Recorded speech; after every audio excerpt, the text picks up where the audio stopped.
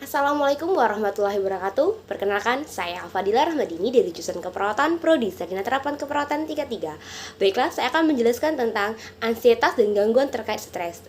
Dimana kita awali dengan apa sih gangguan dari ansietas? Gangguan ansietas adalah sekelompok kondisi yang memberi gambaran penting tentang ansietas yang berlebih disertai dengan respon perilaku, emosional, dan fisiologis. Dimana individu yang mengalami gangguan ansietas dapat memperhatikan perilaku yang tidak lazim, seperti panik tanpa alasan, takut yang tidak beralasan terhadap suatu objek, atau kondisi yang tidak melakukan tindakan berulang tanpa dapat dikendalikan, mengalami kembali peristiwa yang traumatik atau rasa khawatir yang tidak dapat dijelaskan atau berlebihan. Ansietas ini memiliki dua aspek penting, di mana dua aspek yaitu aspek sehat dan aspek membahayakan, yang tergantung pada tingkat ansietasnya, lama ansietas dialami, dan seberapa baik individu melakukan coping terhadap ansietas itu sendiri, di mana ansietas dapat dilihat dalam rentang ringan, sedang, berat, sampai dengan panik. Setiap tingkat menyebabkan perubahan fisiologis emosional individu. Selanjutnya kita beralih tentang kategori gangguan ansietas, di mana gangguan ansietas itu sendiri memiliki banyak manifestasi, tetapi ansietas adalah penggambaran utama pada gangguan perilaku, seperti gangguan panik dengan atau tanpa adanya agrofobia, gangguan fobia sosial atau spesifik, agrofobia tanpa gangguan panik, gangguan obsesif kompulsi, gangguan stres pasca trauma, gangguan stres akut, ancaman umum.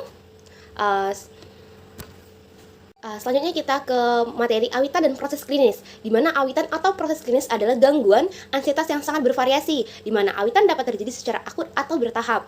Awitan dapat timbul tanpa peristiwa pencetus atau dapat terjadi karena peristiwa akut yang menimbulkan stres atau bahkan stresor kronis seperti masalah kesehatan, pekerjaan, nutrisi, medikasi, atau keluarga.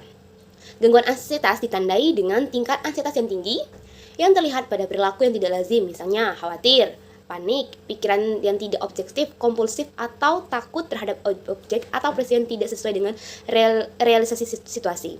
Selanjutnya, respon fisiologis dan psikologis terhadap ansietas, di mana respon sistem syaraf otonom terhadap rasa takut dan ansietas menimbulkan aktivitas intervolumeter pada tubuh yang termasuk dalam pertahanan diri. Serabut saraf simpatis itu mengaktifkan tanda-tanda vital pada setiap tanda bahaya untuk mempersiapkan pertahanan tubuh, di mana kelenjar adrenal yang melepas adrenalin yang menyebabkan tubuh mengambil lebih banyak oksigen, mengendalikan mendilatasi pupil dan meningkatkan tekanan arteri serta frekuensi jantung sambil membuat instruksi pembuluh darah perifer dan merambau darah dari sistem gastrointestinal dan mereproduksi dan meningkatkan geologis menjadi glukosa bebas yang menyokong jantung, otot, dan sistem saraf.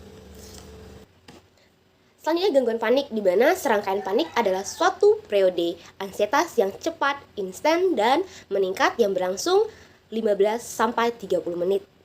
Ketika individu mengalami ketakutan emosional yang besar juga ketidaknyamanan fisiologis sama serangan panik, individu tersebut sangat cemas dan memperhatikan empat atau lebih gejala berikut, seperti yang pertama ada palpitasi, berkeringat, tremor, sesak nafas, rasa asfikasi, nyeri dada, mual, distres abdomen, pusing, parestesia, menggigil, atau hot flash, di mana diagnosis gangguan panik ditegakkan ketika individu mengalami serangan panik berulang dan tidak diharapkan yang diikuti oleh rasa khawatir yang menetap sekurang-kurangnya 1 bulan bahwa ia akan mengalami serangan panik berikutnya atau khawatir tentang makna serangan panik itu sendiri.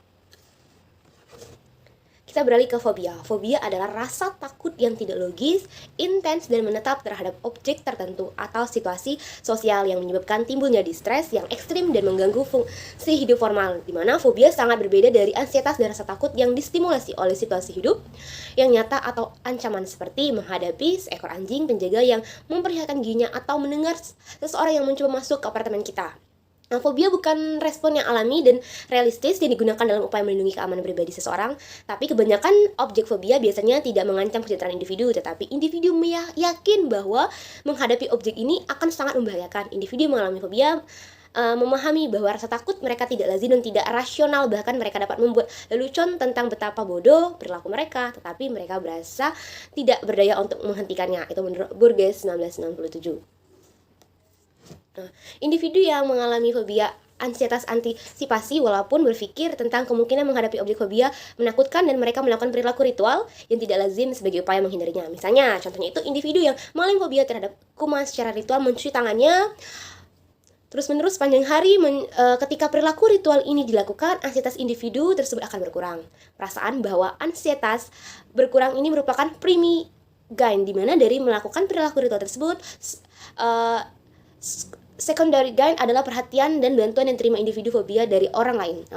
Fobia spesifik ialah rasa takut tidak rasional terhadap suatu objek. Objek fobia itu situasi, misalnya.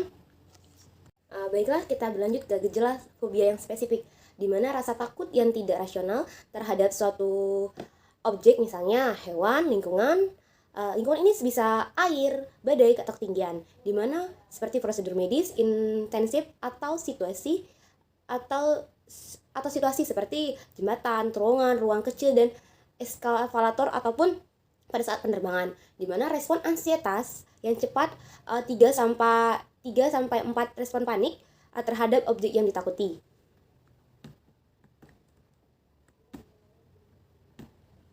Selanjutnya, di mana objek atau situasi tersebut menyebabkan individu mengalami ansietas yang ekstrim atau menimbulkan respon yang panik. Ketika takut terhadap badai atau ketinggian, terowongan, jembatan tadi, individu mengalami kesulitan besar untuk menghindari objek fobia ini, di mana ketika ia berhadapan pada objek fobia dan tidak mampu melarikan diri, ia mengalami gejala yang berkisar dari rasa sangat tidak nyaman sampai serangan panik yang berat. Objek fobia seringkali sangat spesifik dan dapat dihindari dengan relatif yang mudah, di mana diagnosis yang gangguan fobia ditegakkan hanya ketika perilaku fobia secara signifikan mengganggu kehidupan individu yang menimbulkan distres yang nyata dan kesulitan dalam melakukan fungsi interpersonal atau okupasional. Ada beberapa kategori fobia spesifik. Yang pertama, fobia lingkungan alam, seperti rasa takut terhadap badai, air, ketinggian, atau fenomena alam lainnya. Yang kedua, ada fobia injeksi atau injeksi darah, di mana rasa takut melihat darah sendiri atau darah orang lain, cedera, traumatik, atau prosedur medis. Yang infantif, misalnya infeksi, biasanya ada respon fosfugal yang kuat dan individu pingsan. Beberapa individu dalam kategori ini mengalami respon fobia terhadap tanda peringatan bahaya. Selanjutnya ada fobia situasional, di mana rasa takut berada dalam situasi tertentu, misal berada di atas jembatan, terowongan, elevator, ruangan kecil, rumah kecil, atau pesawat. Yang terakhir itu ada fobia hewan, di mana rasa takut terhadap hewan atau serangga, biasanya terhadap hewan atau serangga tertentu. Rasa takut ini sering muncul pada masa kanak-kanak dan dapat terus berlanjut sampai dengan dewasa pada pria maupun wanita. Seperti kucing, anjing merupakan objek fobia yang paling umum. Baiklah, itulah tadi penjelasan saya tentang ansietas, fobia. Semoga bermanfaat. Saya akhiri. Wabillahi taufiq wal hidayah. Wassalamualaikum warahmatullahi wabarakatuh.